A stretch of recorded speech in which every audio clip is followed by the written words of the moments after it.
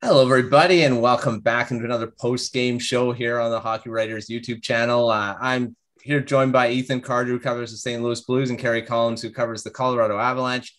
And of course, we're going to be doing post-game between those two teams. Game two ended 4-1 for the St. Louis Blues. A big bounce-back game from that 2-1. I mean, it was close in game one, but not really, according to all the other underlying stats. The Colorado Avalanche basically dominated that first game, but second game, not so much. So, Ethan, we'll start with you. What are your impressions of this game? It was way different from game one. Yeah, I think the big takeaway for me is that the Blues were finally able to control the pace of a game. Like, they controlled most of the game. Especially the first two periods. I think early in the third period, they kind of got away with it from what they were doing. You knew the Avalanche would make a push, and they did. But the Blues were able to weather that. And I think just the Perron goal to make it 3-1 kind of put it to bed in some ways because the Avalanche were knocking on the door to make it a 2-2 game. Before that, turns it the other way. But I just think the ability to slow a game down, which is really hard to do against the Avalanche because you look up and down that roster, they're way faster than the Blues. So controlling a game like that, I think it's something that's very hard to do against them, and the Blues finally did it. I mean, it's probably since, I guess, maybe the first game of the season when they played each other, since the Blues have been able to kind of control the pace and slow them down. Yeah, definitely. I mean, the Avalanche kind of ran through the Predators playing that style, and then game one, it looked like that too. Kerry, what were your impressions of this game? And the Avalanche at times looked like themselves, but were largely limited in their offensive chances. Yeah, the Blues just stayed on top of them. And I think when we talked in the preview show, we sort of talked about that. You can't sit back and hope to defend them. That's a losing mentality against this team. You can't do it. And they just take it straight at them, and look what happens. The only real time it seemed like Colorado had that jam that they had in the first round was after Landeskog's goal. And they had it for a few minutes, and then it just sort of, then St. Louis sort of went back and said, hey, wait, we got to get back to doing what we were doing, and I was glad to see Perron get that goal because I thought the penalty on him that led to the Landeskog goal was kind of, I don't know, cheeky, but it was sort of, that was also a big payoff for him because I thought he had a great game. And, my takeaways from this were, we talked about it last night, we talked about it before the series. The power play is huge. It got Colorado, they got the building back into it. And one thing that St. Louis has been able to do, which is so important in that building, is they've gotten the first goal both times. And if I'm Colorado after that game, are they worried? Probably not. I don't think St. Louis is worried either. They're both got to figure out ways to play more of their game.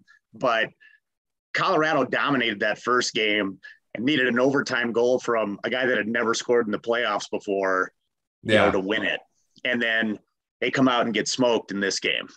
And it was kind of like, if I'm them, I'm a little bit more concerned that you more than just, we lost one at home. It's that the one that they did win, they dominated and they barely got out of there with it. So, if they weren't taking them that seriously before, they certainly are now, because Berube was, I think, the difference in this game. Just changing that up just a little bit made the biggest difference in the world. And I mean, it didn't feel like, at all like the game on Tuesday where they just completely, just barrage after barrage after barrage, and you knew something was going to finally get through a crack, and then it did.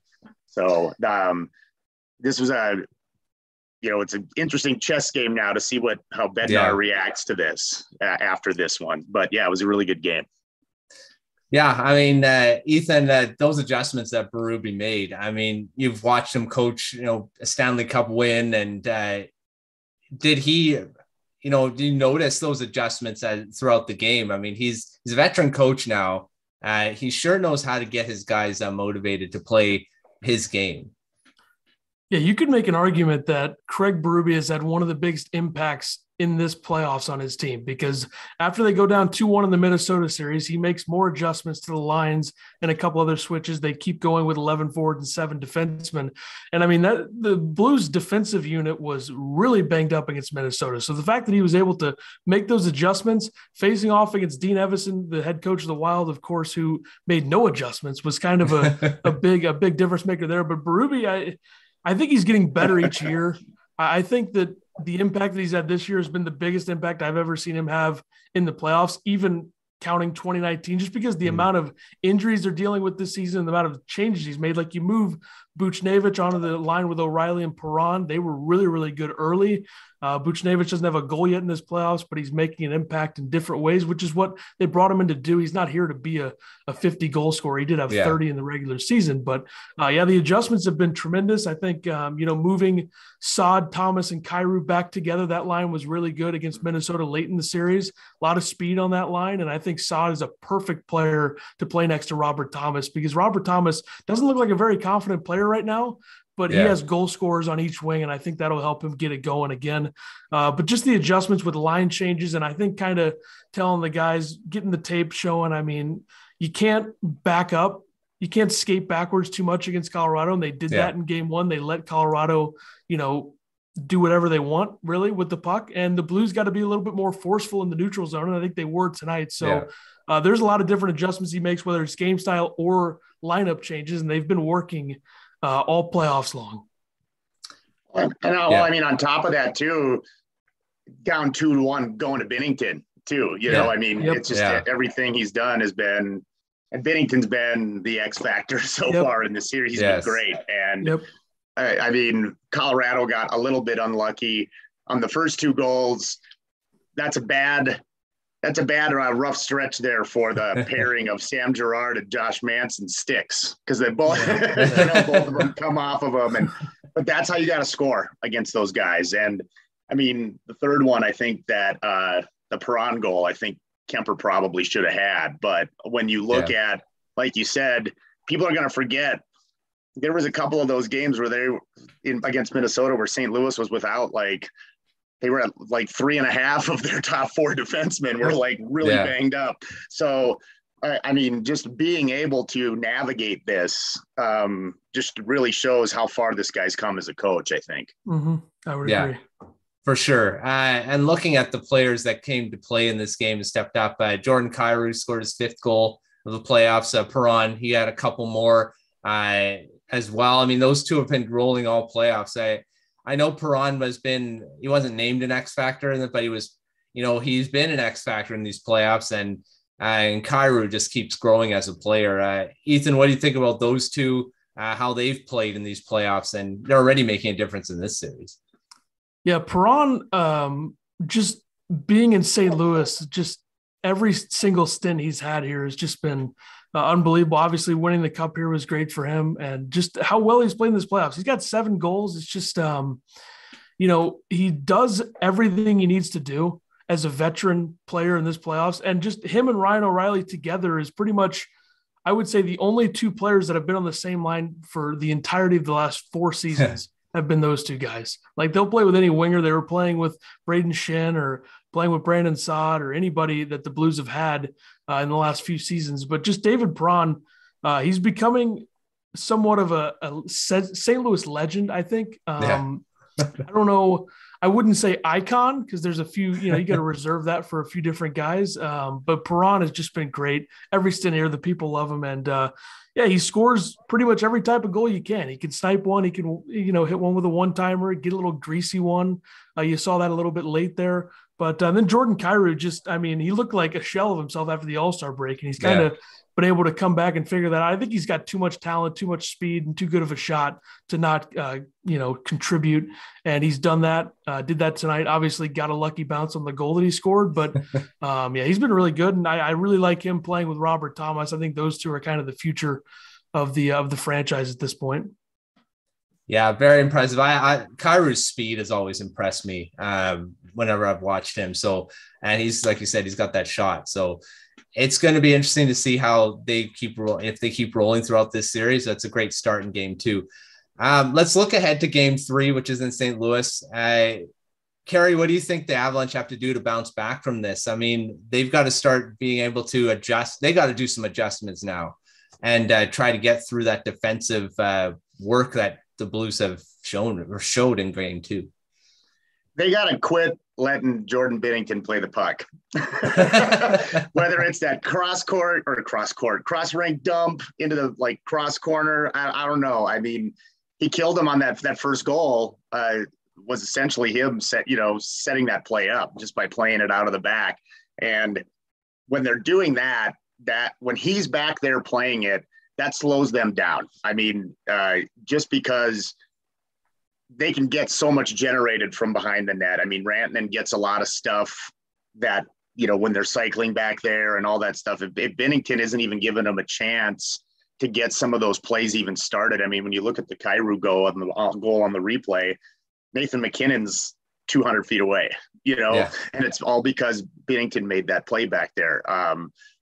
That's just he's been so big in between or in the crease, but he's also been big behind the cage too. Yeah. So they've got to do something to sort of switch that up so they can get something set up, because they got a ton of shots again, but it just didn't really seem like they were getting those compounded, heavy, intense chances where everybody's tugging on their collars because how the hell do we get this out of the zone? Those types of plays. So it's like they didn't really have any of that super duper sustained pressure. And when they did, there was not a rebound coming out. So they're going to have to figure something out to get it so he's not playing the puck, because he's killing them back there. And I think that's the first adjustment. It's a big adjustment that they got to make. Yeah. I mean, again, I agree. I think the high danger chances were much less for the Avalanche in this game. And the Blues really limited their time and space and in the zone, in the neutral zone, all over the place. So, Ethan, what do you think? The Blues, I mean, it's going to be, the Avalanche are going to make adjustments. That's what happens all throughout the playoffs. Do you think the Blues can continue that? I mean, it's going to be hard because the Avalanche are just so talented, but do you think they can continue that in game 3? Yeah, I think the problem for the Blues in the playoffs, even in the year that they won it, I think was home game 3s were always really overly hard for them to play early. You look at the San Jose series in 19, the hand pass game, of course, the Blues lost that game. You look at game 3 of the Cup final against Boston, they got destroyed in game 3 at home. It's always really emotional, but this is the second round. I think it's going to be a little bit different in that regard. But obviously, you look at last year's game 3 at home against the Avalanche. I mean, that was just – I feel like that series, I mean, it counts in the record books, but man, it was so ugly that I don't even know if we can count that. But man, I think there's a lot of people that don't count that series. It was. I don't want to think about it, but very ugly. But I think the Blues. I think they need to maybe make a couple minor adjustments as well. Maybe shifting a couple lines, just because I think Buchnevich, as good as he was early with O'Reilly and Perron, I don't know how good of a fit he is in that line. I don't think you touch the Saad, Thomas, or Kyrou line. But I think maybe you make an adjustment to the Shin line with the O'Reilly line, maybe flip a winger out. But that's kind of the only adjustment I would make in terms of the lineup. And then I think that they got to, withstand the early heat, because the Avs are going to come out flying. I think that's almost a guarantee. And in game 3 against Minnesota, the Blues gave up 2 early, ugly goals against the Wild.